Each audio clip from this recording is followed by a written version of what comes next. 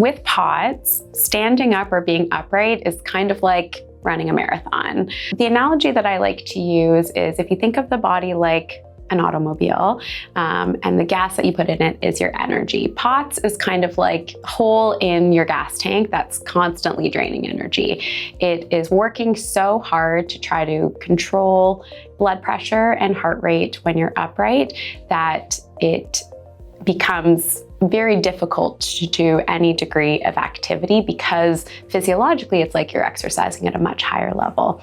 Within our program, we always use recumbent exercise to start once someone's symptoms are stable and it's an appropriate time to start. So we would take gravity out of the equation, and we might start with some simple resistance-based exercises, or we might start with an aerobic stimulus, but we would always try to remove gravity as much as possible so that the person will tolerate it better. People are told when they're diagnosed with POTS to drink more water and eat more salt. And the reason for that is we're trying to increase the amount of blood in the circulatory system. And that's just trying to help perfuse the important organs in our body, like our brain, our heart, and our lungs. But if we don't also do something about, the pooling and the issues at the blood vessel level, you're not going to see the best optimization or improvement of symptoms. So we can do things like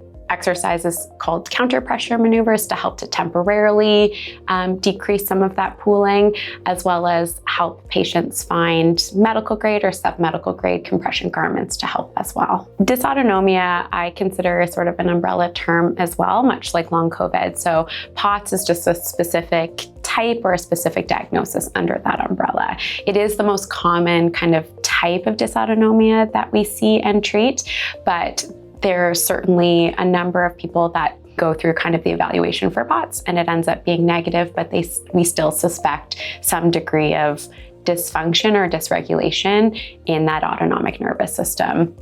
And that nervous system is really responsible for so many critical processes in our body, things like our blood pressure, our temperature regulation, our sleep-wake cycles.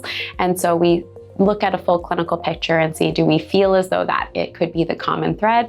And then we use things like autonomic nervous system regulation strategies, things like breathing, vagus nerve stimulation, and other strategies to help patients better manage a more general dysautonomia diagnosis.